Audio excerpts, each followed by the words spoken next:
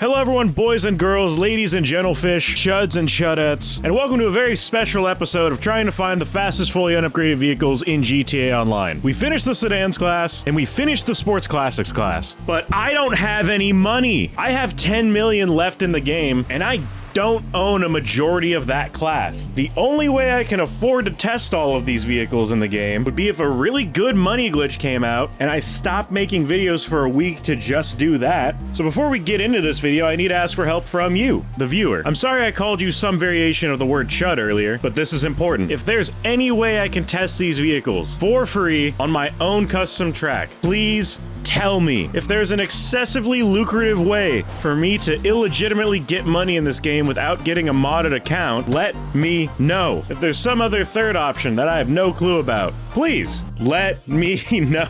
But regardless of whether I can or can't be helped, I'm gonna help you. Because we have several vehicles that were requested, and since we're currently in between classes, I thought it'd be fun to do a super video that tests all of these cars in one go about. To be clear, that's not to say that I'm only going around the track once. That'd be fucking stupid. Get your head out of your ass. Put it back in. Starting with what I think is the oldest vehicle that was requested and not tested, today's lineup consists of some beautiful vehicles, 4 of which are all in the sports class, because every car is. If you look up inflation porn, the first thing that comes up is Bruffy's sports class lap time testing. We have 5 vehicles we're going to be testing in this video, which will include the Bravado Bison, the Sultan, the Bravado GTS, as well as the Ocelot Pariah and Jugular. All of those last 4 cars are in the sports class, and the first one is in vans. Weird. And these are going to be tested around my track on the Go Redux. A link to all the previously tested lap times as well as the track are going to be in the description down below. Starting with one of the 2 longest requested vehicles in this series, the Sultan. God, she's boring. This car is a classic. It's not the Sultan Classic, but the Sultan itself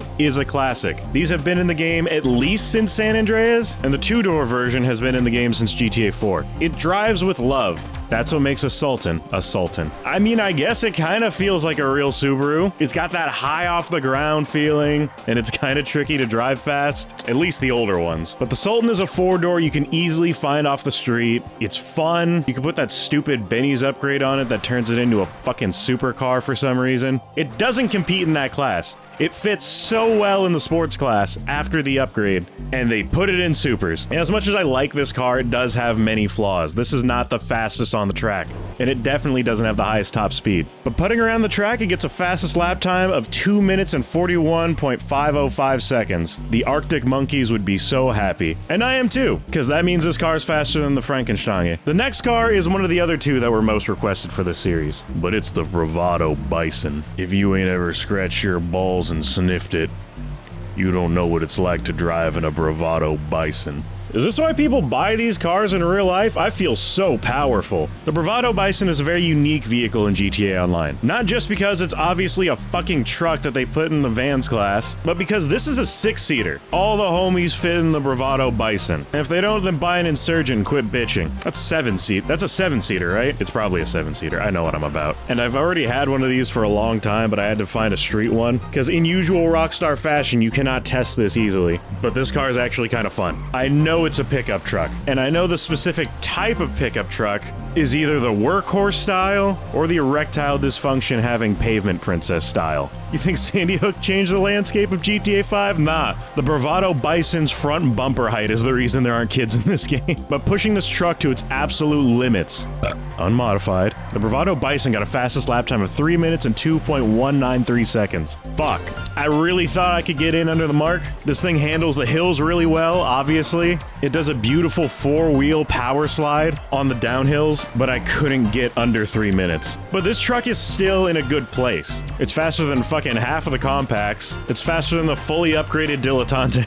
Am I coping? I don't think I'm coping. It's faster than the fully modified Shih Tzu Kitora. That's definitely not a cope, because that upsets me. It even beats a ton of the sedans. For a truck, nothing to scoff at. That's all I'm saying. At least I think. Do your worst, Sand King. Moving next on the list is the Ocelot Pariah. This car feels fantastic, and the amount of shock that makes me feel, I think, is less so a testament to my brain and how it works, and more so a testament to how Rockstar engineered this game.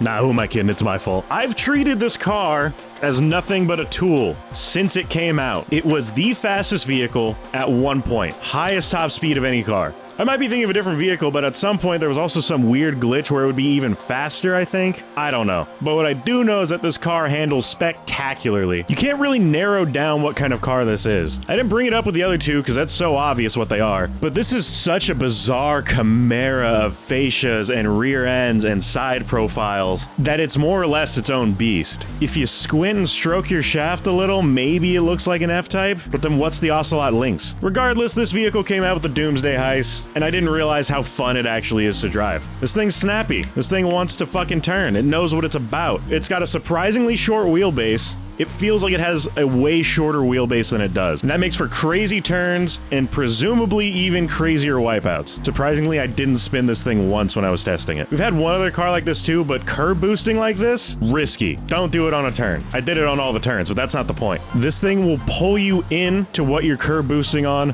or shove you away. And an uncontrolled, sudden, jerking turn in a car that feels like it's always on the brink of wiping out is not a good idea. This might shock and disappoint you, but around the track, the Pariah was able to get a fastest lap time of 2 minutes and 29.805 seconds. Only 1.7 seconds slower than the current Sultan. How the actual fuck? And I'm not mad about that, I'm just surprised. I'm just shocked. You kids want to see a dead body? The Bravado Banshee GTS. Oh, it's fantastic. Oh, it's superb. Oh, it's admittedly a little more boring than the normal one. Oh, it's admittedly a little too easy to drive unmodified. It's a really cool car. And I feel like it does a good job at paying homage to the Dodge Viper, being that it outlived its own parody vehicle, at least in series. The air on this car is pretty fucking crazy. It handles so well, it moves so fast, and if I'm not mistaken, with HSW, it's got the highest top speed in the game right now. And it's showing. Around the track, the Bravado Banshee GTS gets a fastest lap time of 2 minutes and 21.917 seconds. Because it fucks. It's such a good car. If you can buy any one of these, it is without a doubt one of the two that I recommend getting. Only in regards to purchasing. When it comes to value vehicles, it's obviously closer to the bottom. Moving on to our final vehicle though, we have the Ocelot Jugular. I didn't want to like this, and that says a lot because the car has Jug in the name. Because I'm calling for your throat. The Ocelot Jugular is a four-door. I want you to think about that long and hard. The Jugular is based on the SV Project 8. It's a Jaguar that was made by Land Rover's SVO team, which truth be told, I'd never realized that they had. It was showed off in 2017 at the Goodwood Speed Festival, and Rockstar took it. They stole it from me, Carmine. That was today. Today. I can't say anything about the real-life car, or any Jaguar for that matter, but for the game, I could say this might be one of the best cars to get. It's a four-door. A fucking four-door. It's actually peak. It's so nimble and it moves exactly like the Pariah. But it's a four-door. I can't stress this shit enough. Fuck. Since it moves like the Pariah, you'd assume that's got a equally slow lap time, right? Yeah, huh? Right?